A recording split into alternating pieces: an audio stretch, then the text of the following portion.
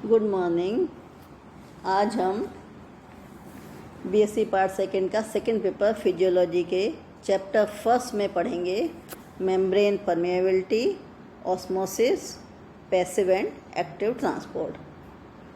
कल हमने पढ़ा इससे पहले वाली क्लास में ऑस्मो रेगुलेशन, इसका general introduction, mechanism of osmo regulation, isotonic, hypotonic and hypertonic solutions, osmoregulation in fresh water, marine water fishes and terrestrial animal। सबसे पहले हम मेम्ब्रेन परमेबिलिटी के बारे में पढ़ते हैं। हम सभी सेल मेम्ब्रेन से परिचित हैं। प्लाज्मा मेम्ब्रेन के बारे में हम जानते हैं। सेल के अंदर व बाहर ट्रांसपोर्टेशन प्रोसेस को कंट्रोल करने का काम प्लाज्मा मेम्ब्रेन करती है। प्लाज्मा मेम्ब्रेन सेलेक्टिवली परमेबल होती है। इसमें से कुछ पदार्थों का आदान प्रदान आसानी से हो जाता है, कुछ पदार्थों के आदान प्रदान में मुश्किल होती है। Oxygen, carbon dioxide, water molecules freely move करते हैं, जबकि सोडियम आयन, प्रोटीन, पॉलीसेकेराइड्स का मूवमेंट या तो नहीं हो पाता या मुश्किल से होता है। सिंपल शब्दों में यदि हम समझते हैं तो ऐसे पदार्थ जिनका मॉलिक्यूलर वेट कम होता है इजीली मूव कर जाते हैं सेलेक्टिवली परमेबल मेम्ब्रेन के थ्रू। जिनका मॉलिक्यूलर वेट हाई होता है वो मूवमेंट नहीं कर पाते या उनके मूवमेंट में मुश्किल होती है। प्लाज्मा मेम्ब्रेन पदार्थों का परिग्रहण कई तरह से करती है, जैसे passive transport, facultative transport, active transport, endocytosis, exocytosis, इन सभी के द्वारा। अब हम ऑस्मोसिस को समझते हैं। What is osmosis?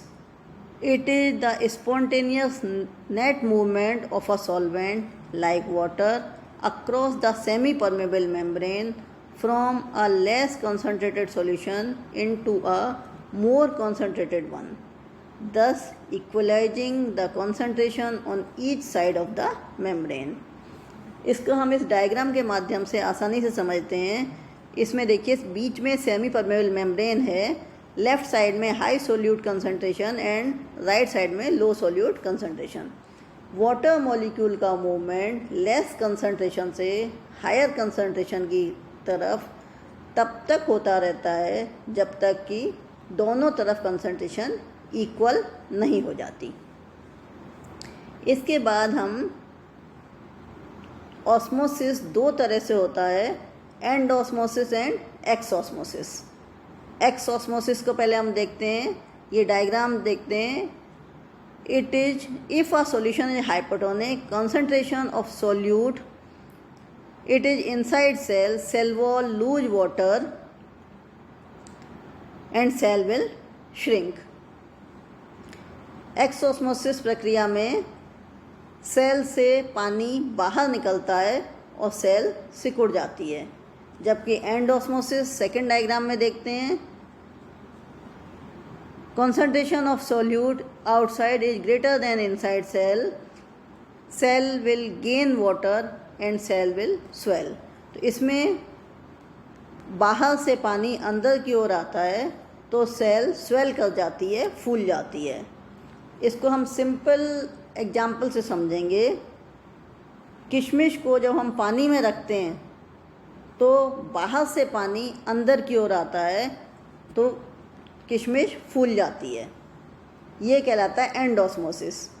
और जब किशमिश को चीनी के पानी में रखते हैं तो किशमिश सिकुड़ जाती है, ये कहलाता है एक्सोस्मोसिस। अब हम आइसोटोनिक सॉल्यूशन के बारे में देखेंगे।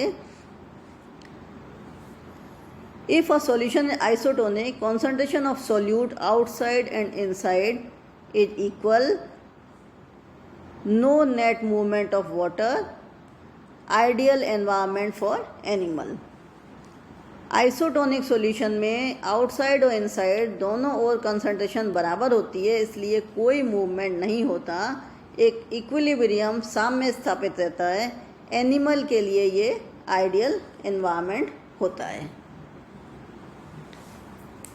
डिफ्यूजन एंड ऑस्मोसिस, जनरली इसमें कंफ्यूज हो जाते हैं, तो इसमें हम दोनों में डिफरेंसेस देखते हैं।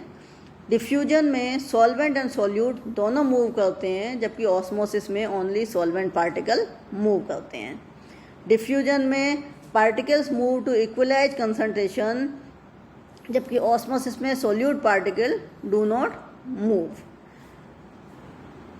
डिफ्यूजन में no semi permeable membrane is involve, क्योंकि दोनों मूव कर रहे हैं इसलिए सेमी परमेबल मेम्ब्रेन की आवश्यकता नहीं होती, जबकि ऑस्मोसिस में movement is through semi permeable membrane, semi permeable membrane के थ्रू ही मूवमेंट होता है। इसके बाद हम पढ़ेंगे active and passive transport. Passive transport क्या होता है? Moves particles from areas of high concentration to areas of low concentration। High concentration से लो कंसंट्रेशन की ओर पार्टिकल्स का मूवमेंट पैसिव ट्रांसपोर्ट कहलाता है। डज नॉट रिक्वायर एनर्जी, ऐसी उस स्थिति में एनर्जी की रिक्वायरमेंट नहीं होती। Active transport moves particle from areas of low concentration to areas of high concentration. Low concentration से हाई कंसंट्रेशन की ओर पार्टिकल्स का मूवमेंट होता है, तो इसमें एनर्जी की रिक्वायरमेंट होती है।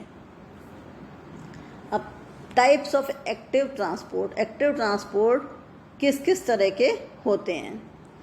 Career protein bind to specific molecule and move them from an area to low concentration to an area of high concentration. Then endocytosis, large particles are engulfed by a portion of cell membrane. The membrane then breaks off and travel into the cell, carrying the large particle with it. Phagocytosis and pinocytosis. Phagocytosis means solid and pinocytosis liquid water. Then types of passive transport: diffusion, water, lipids and lipid soluble substance can pass through the plasma membrane by diffusion।